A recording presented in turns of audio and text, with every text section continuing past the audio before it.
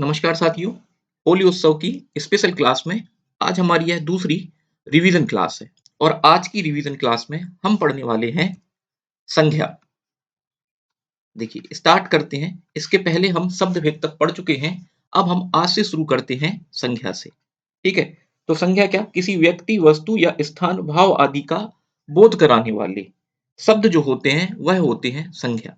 क्या कहा मैंने कहा किसी व्यक्ति, वस्तु या स्थान आदि का बोध कराने वाले जो शब्द होते हैं उन्हें उन्हें कहा जाता है संज्ञा शब्द।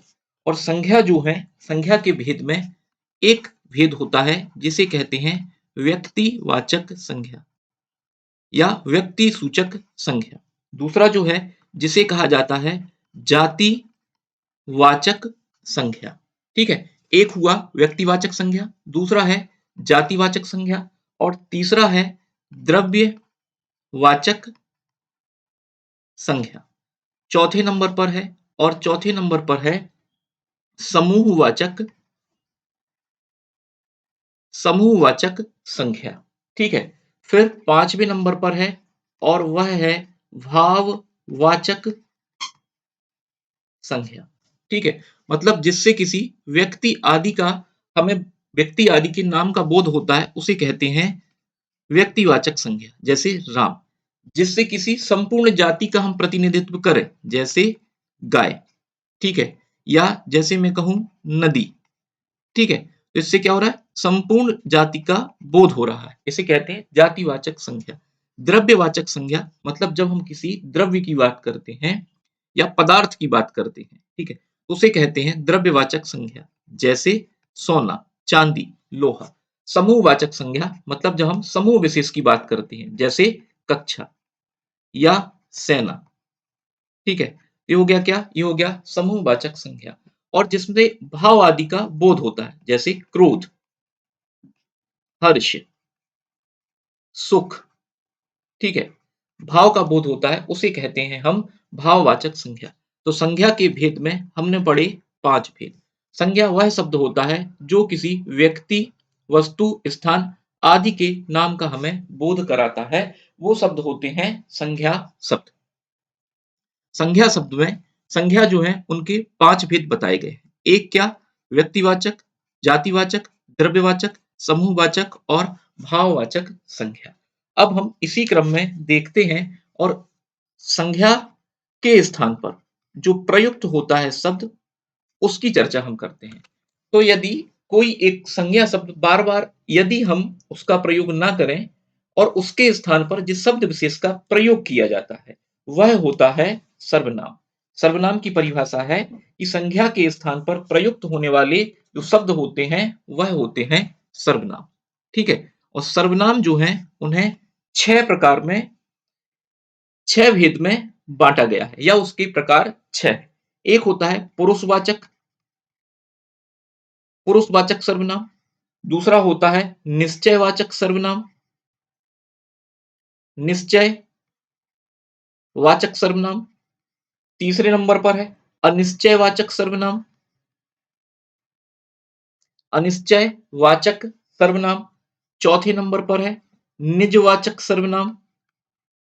पांचवें नंबर पर है और है संबंध वाचक सर्वनाम। और छठे नंबर पर है प्रश्नवाचक सर्वनाम।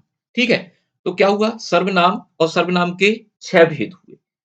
सर्वनाम वह शब्द होते हैं जो कि संज्ञा शब्द के स्थान पर प्रयुक्त किए जाते हैं और इनके भेद हैं छह।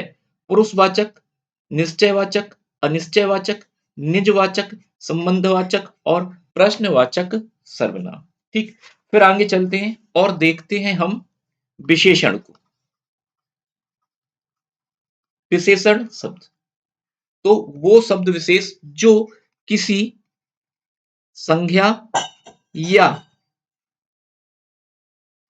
सर्वनाम की विशेषता बताते हैं, उन्हें कहते हैं विशेषण। संज्ञा या सर्वनाम की विशेषता बताने वाले शब्द कहलाते हैं विशेषण। देखिए, जैसे एक हमारे पास संज्ञा शब्द है राहुल। ठीक है, अब राहुल ये क्या है? संज्ञा, लेकिन मैंने लिख दिया राहुल मोटा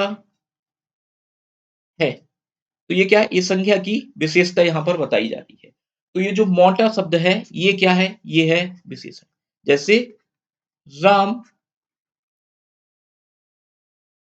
दौड़ता है, ये क्या है? क्रिया। लेकिन इस क्रिया की विशेषता बताने के लिए, इस क्रिया की विशेषता बताने के लिए भी एक शब्द होता है जिसे बोलते हैं क्रिया विशेषण। तो ये याद रखना है, संज्ञा और सर्वनाम की विशेषता बताने वाला होगा विशेषण, और क्रिया की विशेषता बताने वाला होगा क्रिया विशेषण। इसमें कंफ्यूज नहीं होना है। ठीक, आगे चलते हैं और आगे हम देखते हैं क्रिया और उसके भेद। ठीक है, अब विशेषण और विशेषण के पश्चात क्या है? क्रिया। तो जिस शब्द विशेष से किसी कार्य के होने या करने का बोध होता है उसे बोलते हैं क्रिया। मतलब जिस शब्द विशेष से हमें यह बोध होता है कि कोई कार्य हो रहा है या किसी कार्य को किया जा रहा है, और जिस शब्द विशेष से इसका बोध होता है वह कहलाते हैं क्रिया। ठीक है, क्रिया के भेद में दो क्रियाएं हैं, एक होती है सकर्मक और एक होती है अकर्मक क्रिया। तो यहां पर सकर्मक और अकर्मक क्रिया, अकर्मक क्रिया।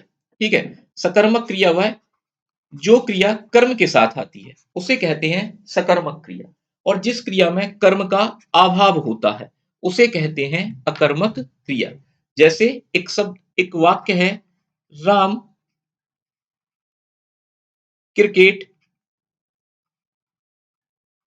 खेलता है। ठीक है, तो ये क्या है?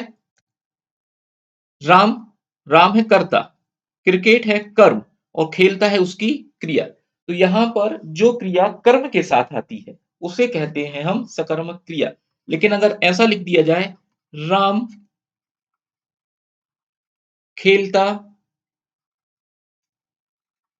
है, तो यहां कर्म का क्या है? अभाव है। मतलब ये जो क्रिया है और जो उसका कर्ता है, ठीक ना, इसमें दोनों ही बातें हमें मिलेंगी, क्रिया और कर्ता, और कर्म का क्या होगा?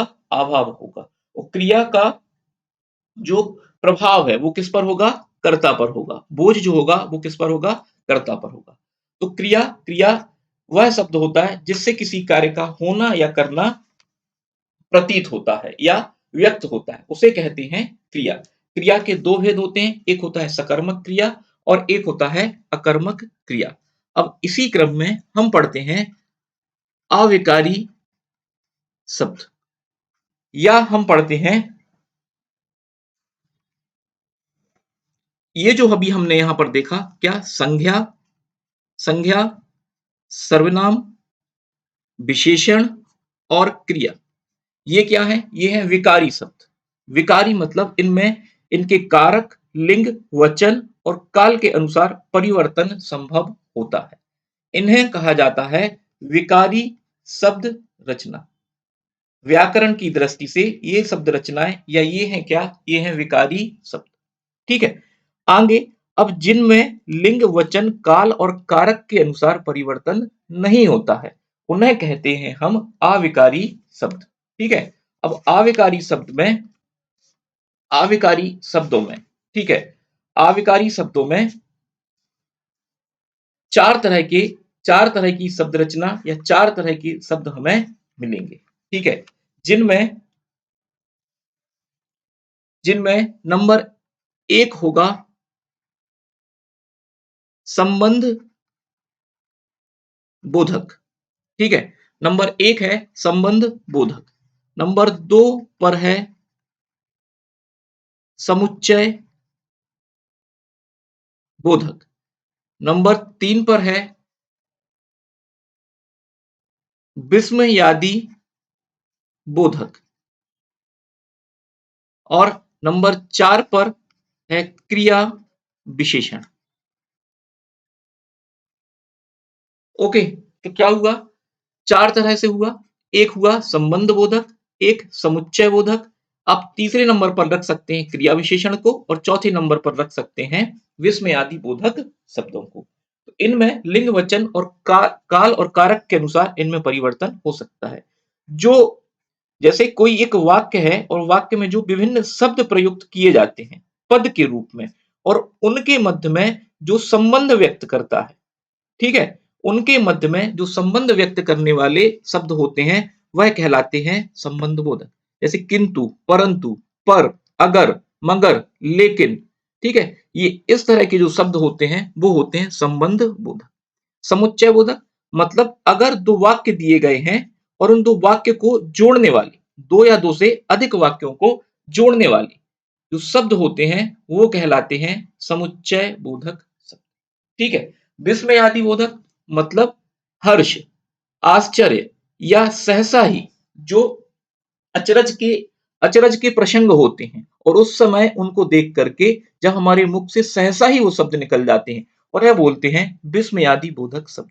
और किसी क्रिया की, जैसे क्रिया है दौड़ना लेकिन तेज दौड़ना, क्रिया है चलना लेकिन तेज चलना, या धीरे धीरे चलना, तो ये क्या हो गया? ये हो गया क्रिया की विशेषता बताने वाले शब्द। और क्रिया की विशेषता बताने वाले शब्द हो गए क्रिया विशेषण शब्द। तो अविकारी शब्द जो है, अविकारी शब्द चार तरह से हैं। चार तरह के शब्दों में एक है संबंध बोधक, एक है समुच्चय बोधक और एक है विस्मयादि बोधक शब्द। ठीक है? समुच्चय बोधक दो वाक्यों को आपस में जोड़ेंगे, संबंध बोधक वाक्य को आपस में जोड़ेंगे, संबंध बोधक वाक्य को आपस में जोड़ेंगे, और विस्मयादि अचरज के समय प्रयुक्त किए जाएंगे। क्रिया विशेषण क्रिया की विशेषता बताएंगे। अब इसी क्रम में है कारक। ठीक है? तो कारक विभक्ति चिन्ह जो होते हैं, जो किसी वाक्य में प्रयुक्त संज्ञा या सर्वनाम का, ठीक है, कारक जो होते हैं वह संज्ञा या सर्वनाम का क्रिया से संबंध बताने वाला जो विभक्ति रूप होता है या जो रूप होता है, वह कहलाता है कारक। कारक जो है उनकी संख्या मानी गई है 8। कारक में एक है कर्ता, पहले नंबर पर कर्ता, दूसरे पर कर्म, तीसरे पर करण, चौथे नंबर पर संप्रदान, पांचवें नंबर पर अपादान, पांचवें नंबर पर अपादान, छठा जो नंबर है इस पर अधिकरण, सातवां जो नंबर है इस पर है संबंध, और आठवां जो नंबर है इसमें संबोधन। ठीक है? तो कारक जो है, कारक संज्ञा या सर्वनाम का क्रिया के साथ में क्या करते हैं? संबंध स्थापित करते हैं। ठीक है? और इन क्रिया का संज्ञा या सर्वनाम का क्रिया के साथ संबंध स्थापित करने वाले जो शब्द होते हैं वो होते हैं कारक शब्द, या विभक्ति चिन्ह जो होते हैं वो होते हैं कारक। और इनकी संख्या मानी गई है 8। कितनी मानी गई है? 8 मानी गई है, जिसमें कर्ता कारक, कर्म कारण, करण कारक, संप्रदान, अपादान, अधिकरण, संबंध और संबोधन कारक बताए गए हैं। अब आगे हम चलते हैं और आगे हम ये देखते हैं, आगे हम चलते हैं और आगे हम देखते हैं समास। ठीक है? आगे चले तो आगे हम देखते हैं समास। तो समास की परिभाषा में है, समास का शाब्दिक अर्थ जो होता है वह होता है संक्षिप्तीकरण, अर्थात छोटा करना। इसको हम ऐसे भी परिभाषित कर सकते हैं कि दो या दो से अधिक पदों के मेल से, दो या दो से अधिक पदों के मेल से या शब्दों के मेल से जो एक नया शब्द बनाया जाता है या नई शब्द रचना जो होती है वह कहलाती है समास। ठीक है? जैसे यहां पर मैंने लिखा स्नान, धन, ग्रह। ये एक अलग शब्द है। क्या? स्नान। और ग्रह एक अलग शब्द है, लेकिन इन दोनों को जब जोड़ दिया जाएगा तो हो जाएगा क्या? स्नान ग्रह। ठीक है? तो दो शब्दों को मिलकर के, दो शब्दों को जोड़ करके जब एक नई शब्द रचना तैयार की जाती है तो वह कहलाती है समास। और इसका विग्रह करना मतलब इसको तोड़ना क्या कहलाता है? इसका विग्रह करना। विच्छेद नहीं होगा, यहां होगा समास विग्रह करना। संधि में होता है विच्छेद, लेकिन यहां होगा विग्रह। ठीक है? अब समास जो है तो समास के भेद में मुख्यतः 6 भेद बताए गए हैं और उन 6 भेद में नंबर 1 जो है वह है अव्ययी भाव समास। मतलब जिसका पहला पद क्या होगा, अव्यय होगा, या पूर्व पद क्या होगा, प्रधान होगा। अव्यय का मतलब है कि प्रथम पद में काल, कारक, वचन और लिंग के अनुसार परिवर्तन नहीं होगा। ठीक है, यही हमने आव्यकारी की परिभाषा पढ़ी। आव्यकारी को हम क्या बोलते हैं, अव्यय भी बोल सकते हैं।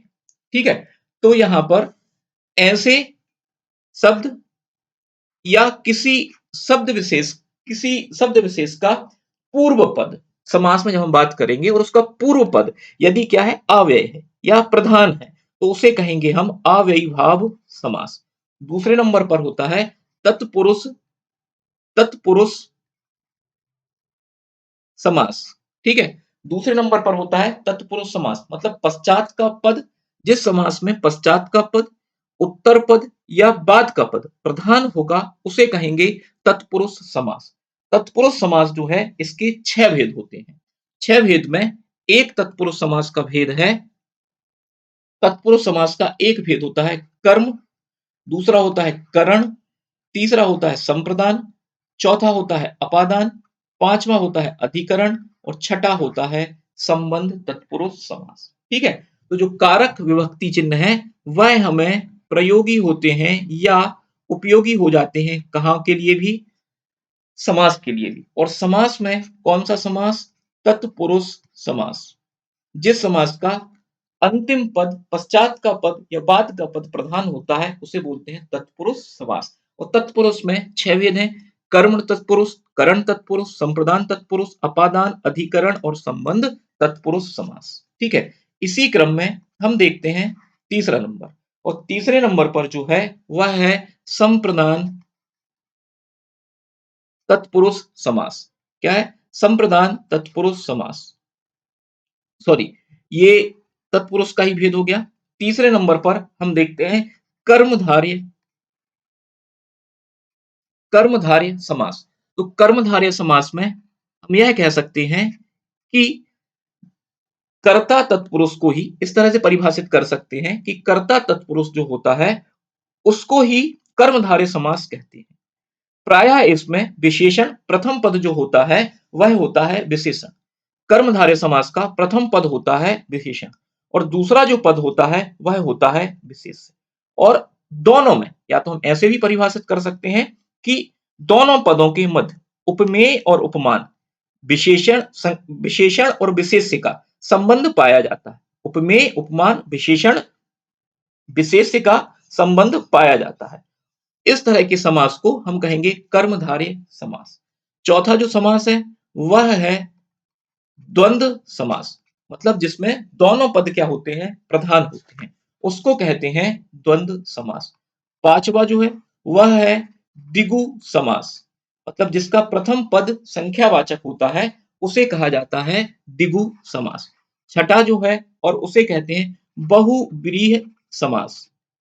बहुव्रीहि बहुव्रीहि समास। बहुव्रीहि समास में इसमें कोई पद प्रधान नहीं होता है, बल्कि जो समस्त पद होता है उससे किसी अन्य शब्द का बोध होता है, जैसे नीलकंठ, वीणापाणी, वज्रदेह, चतुरानन, दशानन, लंबोदर आदि शब्द किसमें आ जाएंगे, आदि आ जाएंगे बहुव्रीहि समास में। तो अव्ययी भाव समास, अव्ययी भाव समास में क्या होगा, प्रथम पद प्रधान होगा। प्रथम पद क्या होगा, इसका प्रधान होगा। ठीक है, अव्यय होगा, जैसे यथाशीघ्र, प्रतिदिन, बेरहम, यथासंभव। ठीक है, फिर है तत्पुरुष समास। तत्पुरुष समास पश्चात का पद क्या होगा, प्रधान होगा। ठीक है, जैसे कर्म तत्पुरुष। कर्म तत्पुरुष में आएगा, इसका विभक्ति चिन्ह होता है को, जैसे विष धर, तो विष को धारण करने वाला क्या होगा, विष को धारण करने वाला।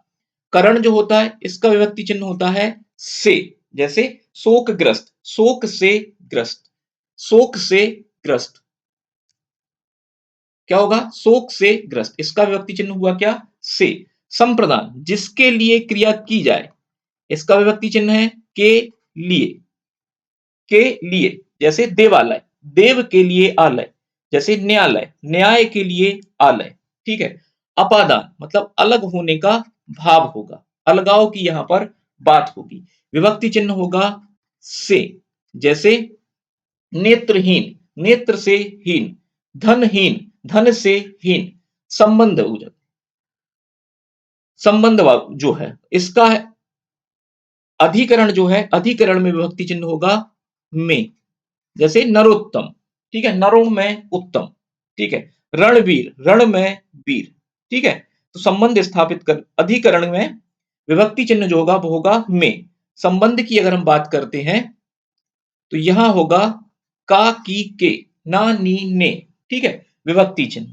जैसे यहां पर राजकन्या, संबंध में राजकन्या तो क्या हो गया, राजा की कन्या। जैसे भूदान, भू का दान, कन्यादान, कन्या का दान, ठीक है। तो ये हो गए क्या, ये हो गए समास, ठीक है। और समास में 6 भेद हमने यहां पर स्पष्ट रूप से देख लिए। अब आगे बढ़ते हैं और आगे हम देखते हैं अलंकार, ठीक है।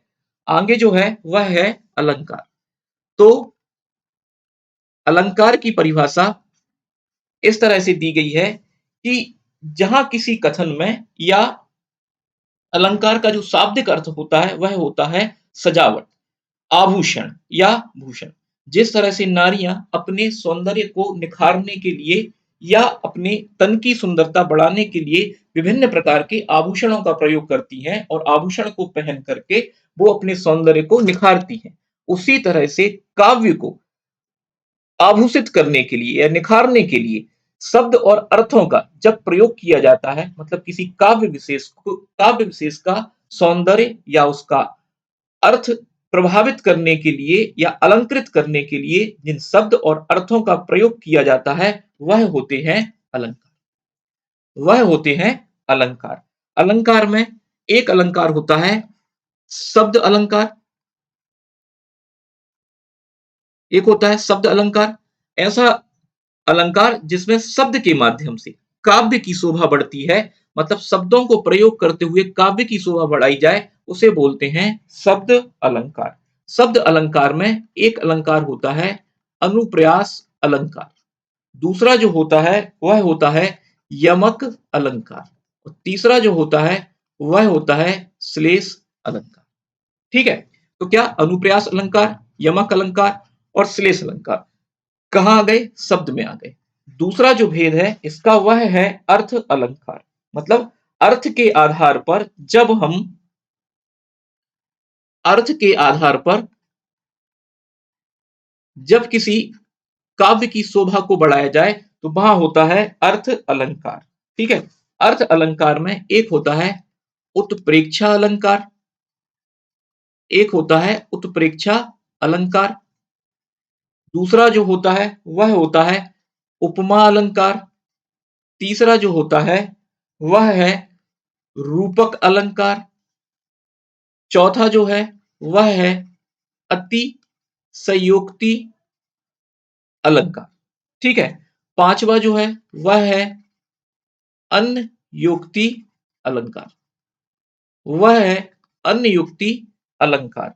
छठा जो है वह है मानवीकरण अलंकार। एक बार आप डिटेल्ड क्लासेस भी इनकी देख सकते हैं, है ना। मतलब ये जो मैं आज आपको करा रहा हूं ये होली स्पेशल की क्लासेस हैं जिसमें मैंने थोड़ा सा रिवीजन आपको कराया है, लेकिन आप कंप्लीट डिटेल चाहते हैं तो आप प्ले लिस्ट में जाकर के कंप्लीट जो विस्तृत रूप से चर्चा की गई है इन टॉपिक्स की, उन टॉपिक्स के वीडियो भी आप देख सकते हैं। तो यहाँ छठवा जो है वो है मानवीकरण अलंकार। अलंकार क्या होता है, किसी काव्य की शोभा बढ़ाने के लिए जिन शब्दों का और अर्थों का प्रयोग किया जाता है उन्हें कहते हैं अलंकार, ठीक है। धन्यवाद साथियों, होली उत्सव की आज की क्लास में हम इतना ही पढ़ते हैं। आगे की हमारी जो नियमित क्लासेस हैं उन नियमित क्लासों में हम फिर से विस्तृत चर्चा करेंगे हिंदी विषय पर। धन्यवाद सभी के लिए, सभी के लिए होली की शुभकामनाएं।